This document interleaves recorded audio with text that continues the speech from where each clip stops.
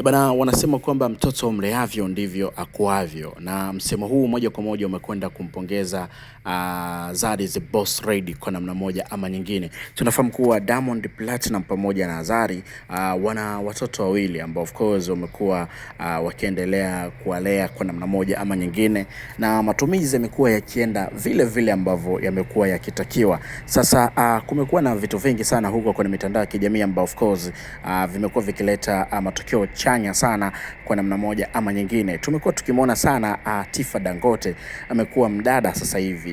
Of course ni mdada tu ambaye anaweza kuongea, anaweza kusema chochote, na amekuwa akicheza challenge tofauti akiwa na mama yake kwa namna moja ama nyingine. Na tumekuwa tukiona Zari hasa amekuwa akiweza kuwastiri watoto wake hasa katika hichi kipindi cha mwezi mtukufu wa Ramadhani, na hii imekuwa ni desturi yake.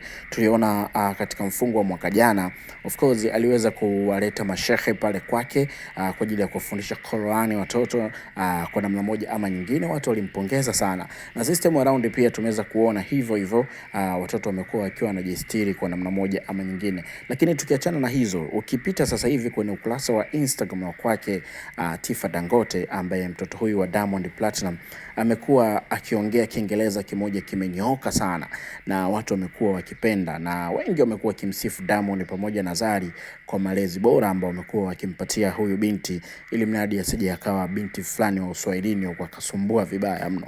Na tunafahamu kwamba Diamond anatoka Uswahilini huko Tandale, na watu wakimwangalia yule binti wanasema huyu kama vile sio mtoto fulani wa Tandale au sio mjukuu kutoka Tandale kwa namna moja ama nyingine. Lakini ni vile tu ambavyo wazazi ambao wameweza kujipanga, na Zari amekuwa akipokea maua makubwa sana kwa mashabiki, hasa tu baada ya kuonekana kwamba na malezi bora sana kwa mtoto wake kwa namna moja ama nyingine. Na hii imekuwa ikipelekea hasa kwa watu wengine pia kutamani kujifunza, kuona kwamba ni vipi ambavyo mambo mengi yanaweza kaendelea kwa hichi ambacho kimekuwa kipo. Lakini tunategemea kuona pia watoto wengine wa mastaa wakiwa wanajifunza kutoka kwa Zari, kwa sababu amekuwa ni miongoni mwa mtu ambaye ni motivation. Yani hata mtoto wake mwenyewe amekuwa ni mtu ambaye anaweza hata kutengeneza matangazo hivi na vitu kama hivi hapo. So dondosha komenti yako hapo, alafu mambo mengine yakae sawa.